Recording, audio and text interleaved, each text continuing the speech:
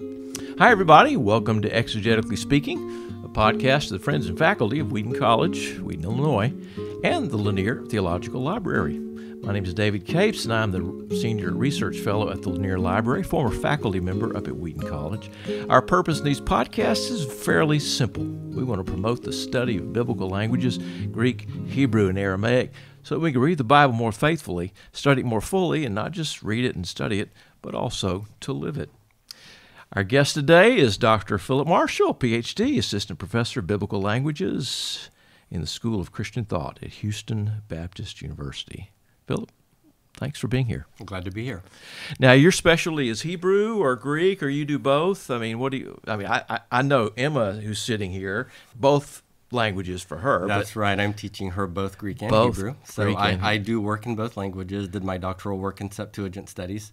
So I had to master both of them as well as one could. Yeah. But a lot of students ask me, which language do you like more, Greek or Hebrew? And I tell them it's like asking, we literally have twins. Which twin do you like more? And it's really hard to answer that question. It is hard, isn't it? In fact, you shouldn't answer that question. You probably when shouldn't. asked. No. It's bad for the self-image of the other twin at that point. But anyway, you and I have taught together at Houston Baptist University a number of years back. Right. And you've just done a great job, an excellent job over the years there. And today we're going to talk about 2 Samuel. That's so we're right. going to be in the Hebrew today. Yes, Yeah. absolutely. So, in the story of David and Bathsheba. That's right. And I love that line from the book of Matthew where it says that David fathered Solomon through the wife of Uriah, right? Which is just so much scandal. Yes. I mean, it's like he just brings it in, you know. Mm-hmm. He could have ignored that, he could have Right. forgot about that. But in fact, no, he sort of punctuates that. And he said, this is how the Messiah got here. Yeah, it's very So interesting. what about that story garners your attention? Yeah, well, it's interesting as, the podcast's purpose is to try to demonstrate why reading the original language is actually as helpful to understanding the text better, right? Mm-hmm. And so some of the things that I noticed as I was reading through this passage, they don't necessarily change anything in terms of theology. It's no earth-shattering theological difference, but it adds some texture to the reading that I think really just delights the reader and helps you see how poignant the matters are that Nathan and David are facing in the aftermath. Yeah. So if I could, I think everybody knows the story of David and Bathsheba. He's hanging out, it's time for war, and Bathsheba's bathing on her roof, and he catches her, or she catches his eye, I guess, and so he sends for her, and she comes, and they have a child. When all of that plays out, and Uriah ends up being killed, in a sense, by David's hand, David comes and he utters his rebuke or Nathan comes and utters his rebuke to David through a parable. And so if we have a minute, I'll read absolutely. the parable, and I want to park on just one or two of the verses here. Okay. So in 2 Samuel 12, it says, "And the Lord sent Nathan to David, and he came to him and said to him, There were 2 men in a certain city, the one rich and the other poor. The rich man had very many flocks and herds, but the poor man had nothing but one little ewe lamb, which he had bought. And he brought it up, and it grew up with him and with his children. It used to eat of his morsel and drink with his cup and lie in his arms, and it was like a daughter to him. Now there came a traveler to the rich man who was unwilling to take one of his own flock or herd to prepare for the guest who had come to him. But he took the poor man's lamb and prepared it for the man who had come to him. Then David's anger was greatly kindled against the man, and he said to Nathan, As the Lord lives, the man who has done this deserves to die, and he shall restore the lamb fourfold because he did this thing, and because he had no pity." What I find interesting about this text, and I just happened to be reading it devotionally in Hebrew one day, probably about a year and a half ago, and certain words just jumped out at me that, having read this story and having heard it in the English Bible so many times, Right. I had just never read it in Hebrew. And I was shocked. I was shocked. So let me just show you some of the wonderful treasures from the Hebrew text. Good.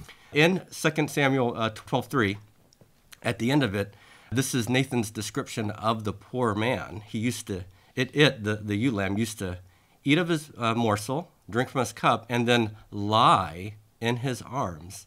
And it was like a daughter to him. Now think about that word lie here. This is the Hebrew verb shakav.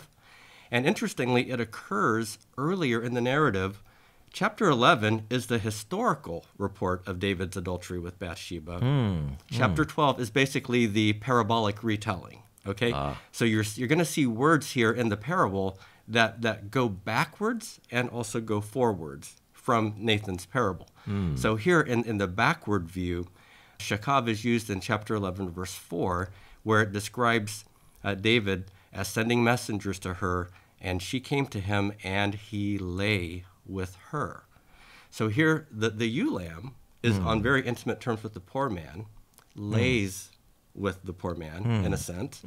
So this is Uriah, of course, right, who's intimate with his own wife, and yet here David is taking that prerogative upon himself with Bathsheba, who doesn't belong to him. Yeah. It's very interesting. Wow.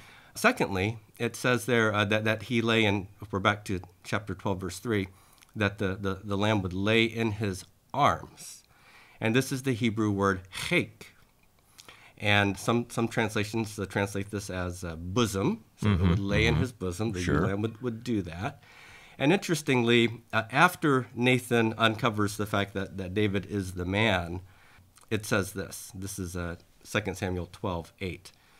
Nathan says, speaking on behalf of God, and I gave you your master's house and your master's wives into your arms. This is the same Hebrew word, into your bosom, into your chek, and gave you the house of Israel and of Judah. And if that were too little, I would add to you as much more. And what Nathan is basically saying is, look, I even gave you women into your bosom. You had plenty, David. Why did you have to take the ewe lamb who would lie in the chek, in the bosom of another man? Very poignant.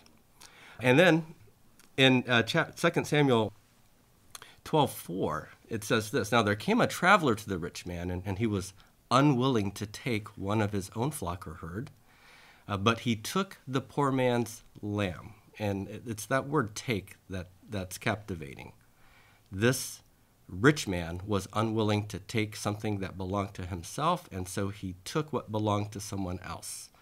And we see that word in chapter 11, verse 4. So David sent messengers and took her. Wow. And she came to him, and he lay with her.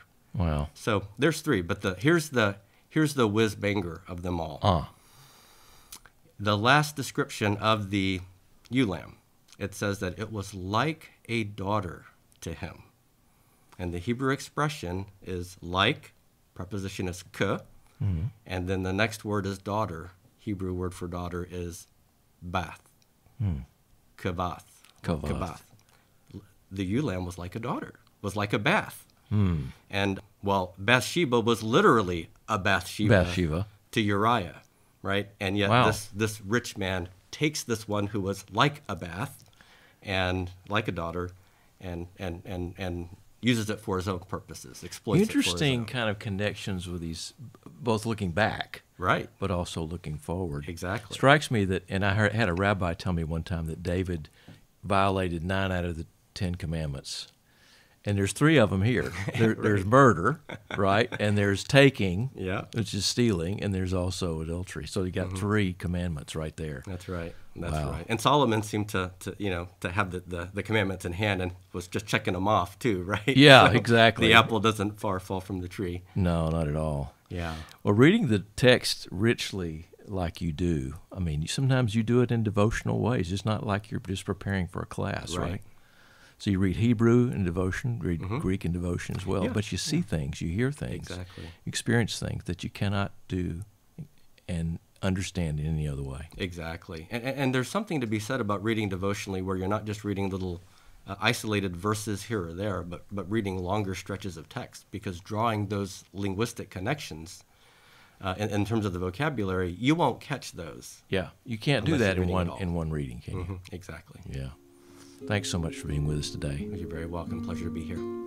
Thanks as well to Silvio Vasquez, Rebecca Larson for helping us edit and produce the podcast.